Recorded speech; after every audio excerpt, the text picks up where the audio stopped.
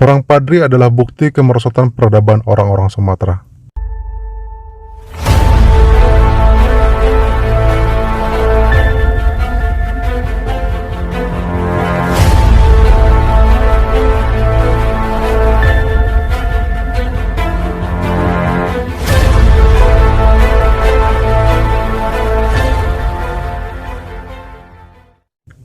Pada dua video sebelumnya, saya sudah menjelaskan bagaimana hancurnya Nusantara sebelum dijajah.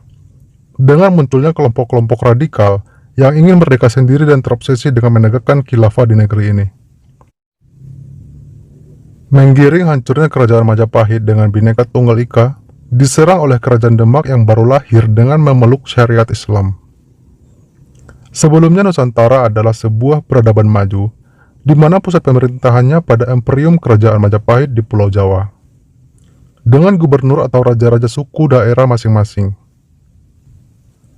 Selama Nusantara bersatu, bangsa ini tidak pernah tunduk dalam kekuasaan lain. Bahkan ketika Mongol berkuasa atas sepertiga belahan dunia, Mongol tidak bisa menguasai Nusantara. Kamu bisa mempelajari kembali bagaimana Singosari melakukan penghinaan terhadap Mongol yang ingin memberikan beban pajak kepada Nusantara. Suatu wujud dari gambaran tanggung jawab yang besar. Bagaimana seorang raja tidak ingin tunduk pada kekuasaan lain atau bangsa lain, guna mempertahankan dan mempertanggungjawabkan kesejahteraan rakyatnya. Maharaja yang bertanggung jawab mensejajarkan rakyat dengan mengayomi semua orang, semua wilayah, semua suku dan semua agama. Masyarakat hidup tentram dan rukun bersama, dan tidak pernah mempermasalahkan kepercayaan. Karena agama dianggap adalah urusan pribadi masing-masing. Hingga masuknya Islam, dan ulama-ulama yang ingin mengislamkan setiap jengkal bumi pertiwi. Jika Keraton Yogyakarta adalah bukti kemerosotan peradaban orang-orang Jawa, Perang Padri menjadi salah satu bukti kemerosotan peradaban orang-orang Sumatera. Pola pikir itu ibarat kacamata. Misalnya kamu memakai kacamata berwarna hijau, maka semua warna-warni yang akan kita bahas akan terkesan berwarna hijau. Silahkan kacamatanya dilepas dulu ya. Ups, yang pikirannya sempit direnggangkan dulu. Dan jangan lupa, tonton sampai habis ya, supaya jangan gagal paham.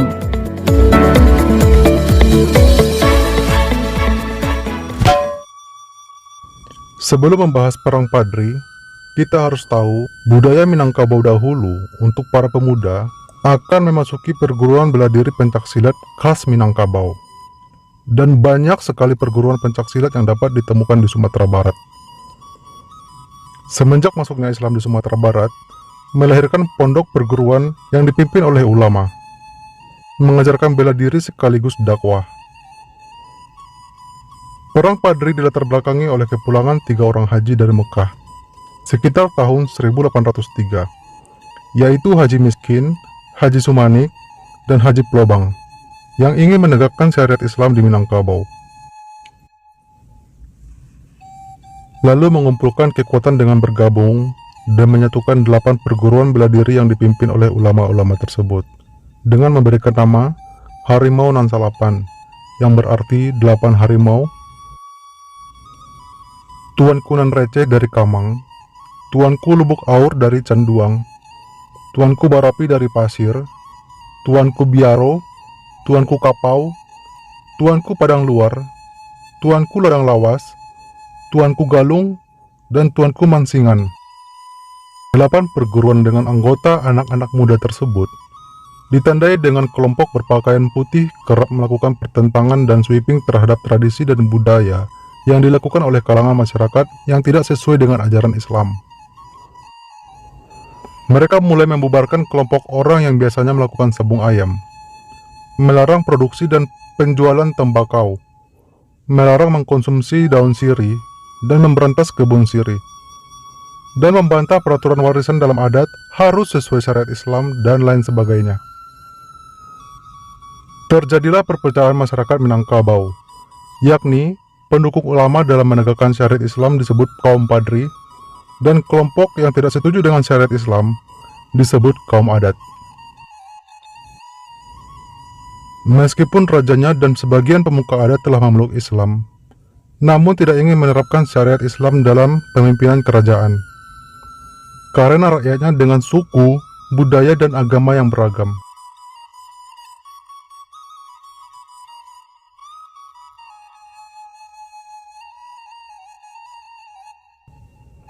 Sekali lagi saya ingatkan, Maharaja bertanggung jawab mensejajarkan rakyat dengan mengayomi semua orang, semua wilayah, semua suku, dan semua agama.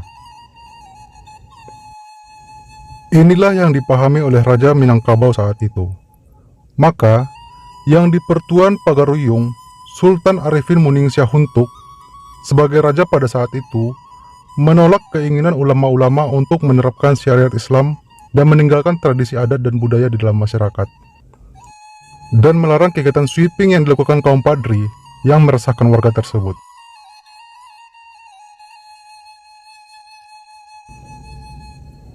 Hal ini memicu kemarahan kelompok Padri atau kelompok ulama-ulama tersebut, sehingga kelompok Padri ini berubah menjadi makar.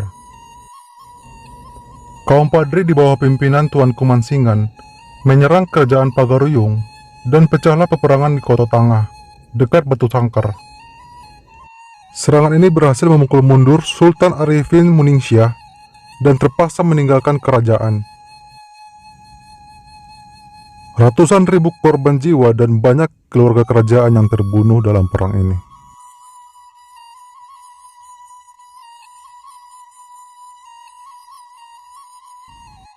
Setelah kelompok Padri menguasai Minangkabau dan runtuhnya kerajaan Pagaruyung, yang kemudian Tuanku Imam Bonjol mengutus 3 anggotanya untuk memimpin pasukan Padri memperluas gencatan senjata ke Tanah Batak.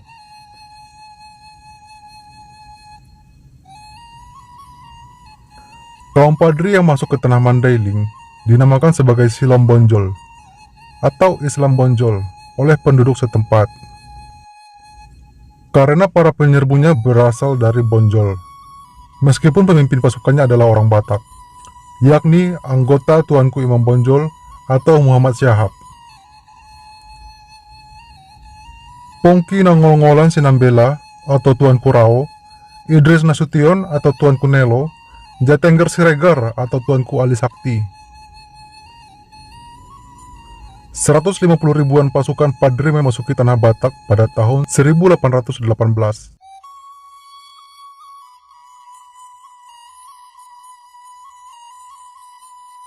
Sementara itu di Minangkabau, kaum adat terdesak dan kocar-kacir setelah mengetahui saudaranya sendiri telah mabuk dan terobsesi dengan ideologi Islam. Kaum adat akhirnya meminta bantuan kepada Belanda pada tahun 1821, yang kemudian kaum adat di bawah lindungan Belanda dari serangan kaum Padri. Karena kerajaan tempat mereka berlindung, yakni kerajaan Pagaruyung, telah hancur dan runtuh dengan ribuan korban jiwa. Kaum adat yang dimaksud di sini bukanlah berarti non-muslim, melainkan sebagiannya adalah muslim, namun mereka di pihak pendukung adat dan tidak mendukung syariat Islam. Bisa dikatakan bahwa mereka adalah Islam moderat. Pada tahun 1825, Belanda mendamaikan kaum Padri dan kaum adat dengan Perjanjian Masang yang dikenal sebagai Perjanjian Padang,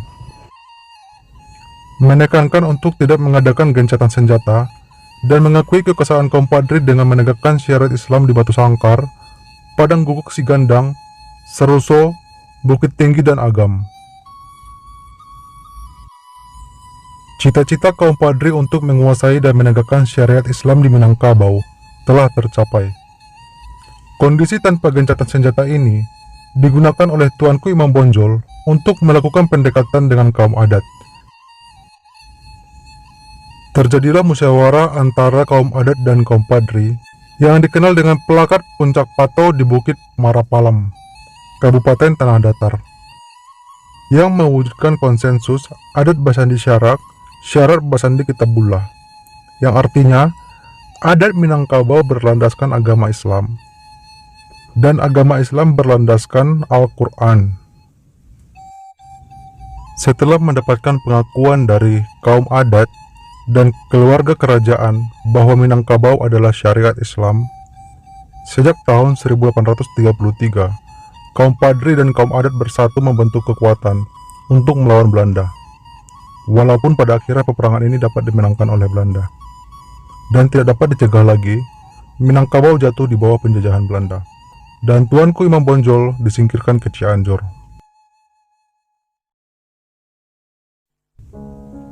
Perang Padri termasuk peperangan dengan rentang waktu yang cukup panjang, menguras harta, tenaga, dan mengorbankan ratusan ribu jiwa. Perang ini selain meruntuhkan kekuasaan kerajaan Pagaruyung, juga berdampak merosotnya perekonomian masyarakat sekitarnya, dan memunculkan perpindahan masyarakat dari kawasan konflik. Bagaimana teman-teman? Saya tahu kamu pasti tidak setuju dengan kekerasan dalam dakwah dan penyebaran agama, karena kamu masih memiliki jiwa kemanusiaan dalam lubuk hatimu yang paling dalam. Namun, sejarah tidak bisa berbohong, bahwa dimanapun Islam bertumbuh, akan melakukan kekerasan dan tidak akan ada toleransi lintas agama. Dan kisah ini seringkali diburamkan dengan penjajahan dan Wahabi, karena kepentingan yang ingin membersihkan agama Islam. Dan banyaknya penipu yang berusaha mengkaitkan kekristenan dengan penjajah dari barat. Jangan persempit pola pikirmu. Kristen itu bersumber dari Israel, bukan dari Portugis, bukan dari Belanda, dan bukan dari Eropa. Tuhan yang ada di Alkitab mengajarkan kasih dan toleransi, bukan mengajarkan penjajahan.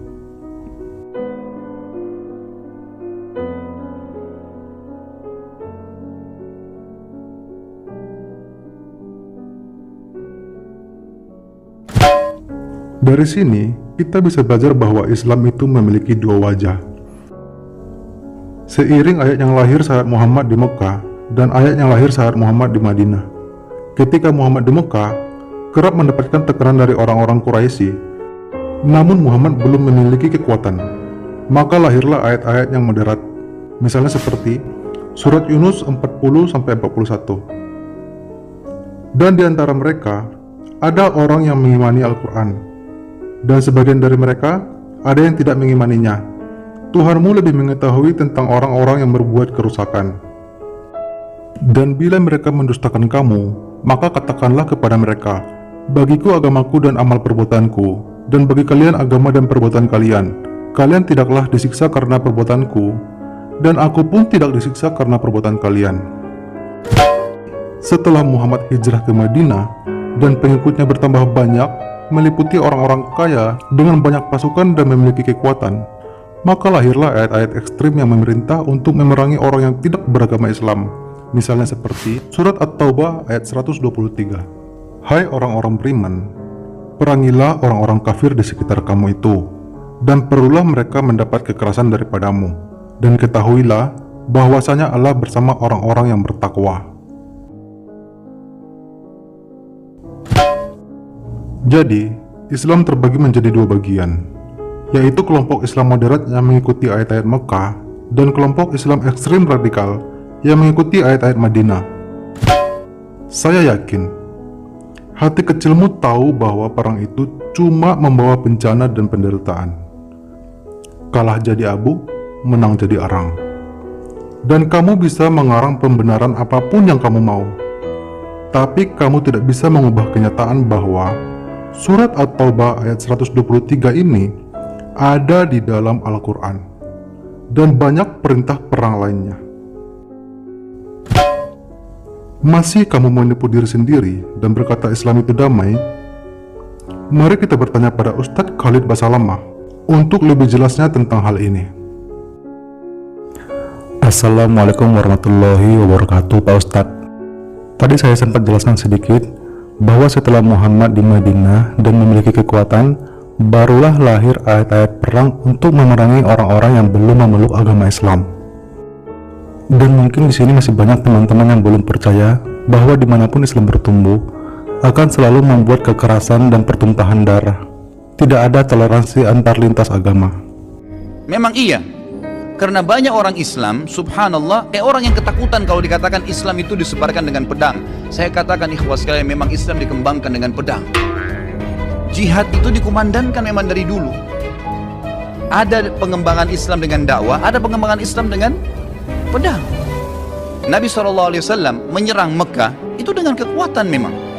Sampai menaklukkan Mekah, akhirnya tersebar Islam di Mekah. Dan kalau tidak ada jihad pada saat itu, Mekah akan tetap jadi kota kafir. Jangan dilupakan sejarah itu. Hah? Gak salah Ustadz. Kok saya sering mendengar bahwa Islam tidak menyebarkan agama dengan perang? Katanya Islam hanya berperang kalau diserang. Awalnya dari jihad. Banyak orang subhanallah menganggap takut kalau mengatakan Islam disebarkan dengan pertumpahan darah. Memang benar. Pada saat maju menawarkan peperangan, kita tawarkan Islam dulu. Tidak bisa orang jihad kalau tidak tawarkan nih, kecuali kalau kita diserang tiba-tiba. Kalau untuk ekspansi, syarat mutlak disepakati oleh jumhur ulama, harus tawarkan Islam dulu. Kalau mereka nolak baru jizyah, upeti. Kalau mereka nolak baru perang. Dan ini tanpa nunggu kita diserang. Memang ini ekspansi. Memang ekspansi Islam, disebarin Islam itu, gitu kan? Kalau mereka nolak terjadi peperangan, ini memang peperangan. Kasus saya katakan Mekah misalnya. Kemudian waktu Nabi SAW menyerang Tabuk, gitu kan? Perang Hunain. Waktu Nabi SAW melanjutkan menyerang wilayah-wilayah yang mendekati kota Taif, gitu kan? Dan banyak peperangan yang lain. Nabi SAW ekspansi Islam. Tapi kita fair, datang menawarkan Islam, nolak baru kemudian ya kita bayar jizyah. Kalau nolak baru perang. Oh begitu. Ya. Berarti Islam bukan hanya berperang kalau diserang. Islam menyerang atau ekspansi untuk menyebarkan agama. Untuk ekspansi, pertama menawarkan Islam, kalau menolak disuruh bayar jizyah, kalau menolak baru perang. Betul ya? Yakin gak nih Ustadz bahwa ini adalah apa yang diajarkan dalam agama Islam? Kita harus tahu memang ini ibadah dalam agama. Hah? Ini adalah ibadah? Ini ibadah dalam agama. Jangan karena kita dikatakan teroris lalu kemudian kita tidak berani jihad. Nah, ada jihad itu, tapi pada tempatnya dan waktunya, gitu kan? Pada tempatnya dan waktunya. Pertama Allah SWT mengatakan kalian harus punya persiapan, keterampilan untuk berperang, dan itu untuk menakut-nakuti musuh-musuhnya Allah. Memang dianjurkan. Nabi SAW menyuruh kita punya persiapan. Nabi SAW tiap hari melatih sahabatnya berkuda, melempar tombak, memanah, berenang. Bahkan beliau mengatakan ajarkan anak kalian menunggangi kuda sementara kuda itu berlari dan suruh dia loncat di atasnya. Para sahabat tiap hari melatih diri mereka dengan keterampilan. Bukan untuk terorisme, bukan untuk merebut haknya orang lain, tapi untuk membela agama Allah Subhanahu wa Ta'ala. Karena itu asasnya jihad, kata Nabi SAW, siapa yang berperang ya untuk meninggikan kalimat la ilaha illallah, dia akan masuk surga. Memang itu targetnya. Bukan untuk terorisme? Bukan untuk terorisme, tetapi untuk menakut-nakuti orang? Untuk menakut-nakuti musuh-musuhnya Allah. Memang dianjurkan. Bukan untuk terorisme, tetapi untuk menakut-nakuti orang. Yang disebut dengan terorisme ya menakut-nakuti orang itu Ustadz, menebarkan teror. Jadi apakah umat Islam boleh membunuh Ustadz? Kalau kembali ke dalil, boleh. Nabi SAW pernah menyuruh para sahabat membunuh Ka'ab bin Ashraf. Baca dalam riwayat Bukhari. Kenapa? Ka'ab bin Ashraf ini selalu menghina Nabi SAW, selalu menghina Nabi. Apa kata Nabi SAW? Siapa yang mau bunuh orang ini buat saya? Ponakannya Ka'ab mengatakan saya. Lalu pergilah mereka lalu menyelesaikan 3-4 orang pergi membunuh Ka'ab bin Ashraf. Jadi klaim Islam adalah agama damai yang disebarkan tanpa perang itu dusta dong Ustadz. Dan banyak sejarah yang diputarbalikkan untuk membersihkan agama Islam. Kenapa sih banyak dusta dalam Islam? Padahal berdusta itu kan nggak boleh Ustadz. Dibolehkan dusta dalam Islam. Dalam peperangan, kalau musuh tangkap, antum ditawan lalu ditanya berapa jumlah pasukan Islam? 1 juta. Padahal sebenarnya cuma 1000.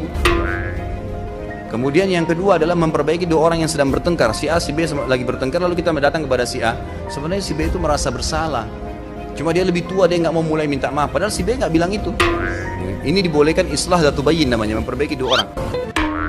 Oh begitu ya. Oke deh. Terima kasih ya Ustadz Khalid Basalamah. Jadi jelas ya, perang saudara di Sumatera atau perang Padri ini tidak ada kaitannya dengan aliran Wahabi, aliran Syiah, Sunni dan lain sebagainya. Muhammad dan Al-Quran yang mengajarkan perang itu. Dan kamu harus tahu, Islam adalah satu-satunya agama yang mengajarkan pemeluknya untuk membunuh siapapun yang tidak memeluk agama Islam dan membunuh yang keluar dari Islam. Mungkinkah Tuhan yang Maha Pengasih dan Maha Penyayang menghendaki hal yang demikian? Mungkinkah Tuhan pencipta alam semesta sekejam itu menurunkan kitab yang memerintahkan orang yang beriman kepadanya untuk saling berperang, saling membantai, dan menghancurkan ciptaannya? Coba sekarang kamu tanyakan kepada hatimu yang paling dalam.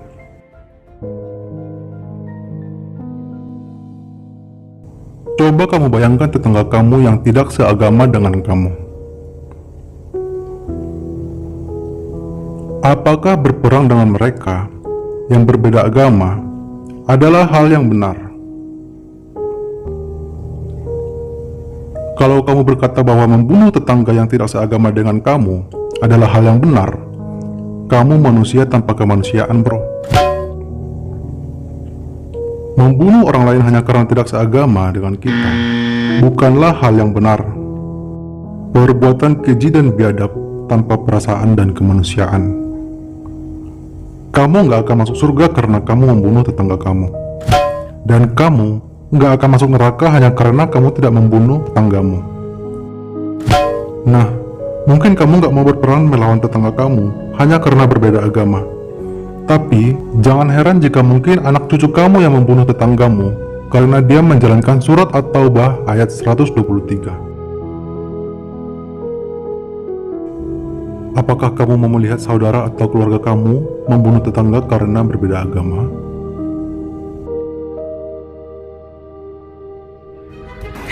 Ini bukan kehendak kami, ini di luar jangkauan kami. Sebagai mamanya, saya yang salah, mungkin saya kurang mengawasi anak. Nggak mau kan? Jadi gini, sebelum teman-teman meninggalkan Islam, saya ingin menekankan sekali lagi. Jika ada orang yang masih berkata Islam itu damai, hanya ada dua kemungkinan. Bahwa orang itu sedang menipu, atau orang itu sudah kena tipu, dan dia tidak tahu apa yang dia katakan. Belajarlah sejarah dengan benar. Dan Al-Quran tidak dapat diselaraskan dengan sejarah. Maka jangan terlalu banyak mengkonsumsi pupuk kandang. Nanti kamu bisa mabuk. Dan satu lagi, Islam artinya bukan damai. Damai bahasa Arabnya adalah salam, bukan Islam. Islam itu artinya adalah menyerah, atau takluk, atau tunduk. Semua negara yang melakukan agresi militer ke negara lain pasti melakukan apa yang Ustadz Khalid Basalamah katakan. Dan sebelum agresi militer ke negara lain, semuanya juga melakukan persiapan dulu, latihan dulu, siapkan senjata. Untuk mempelajari hal ini, nggak perlu agama guys. Semua penjajah juga melakukan hal itu. Pertama, ancam dulu. Kalau nyerah, bayar jizya atau pajak. Kalau nolak, baru diserang.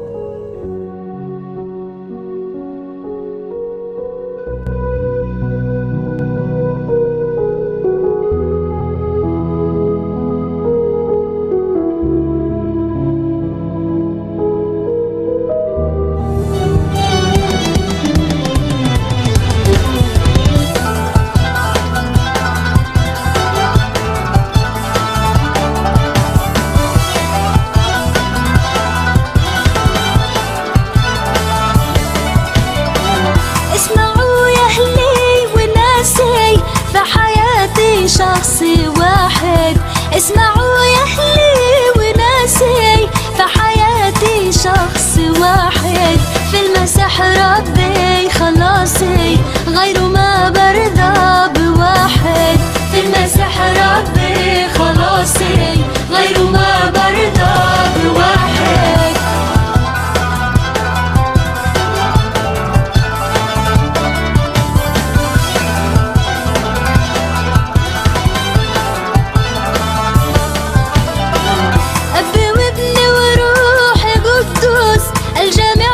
شخص واحد أبي وابني وروحي قدوس الجميع هم رب واحد لو يقولوا لك ثلاثة ما تصدق أي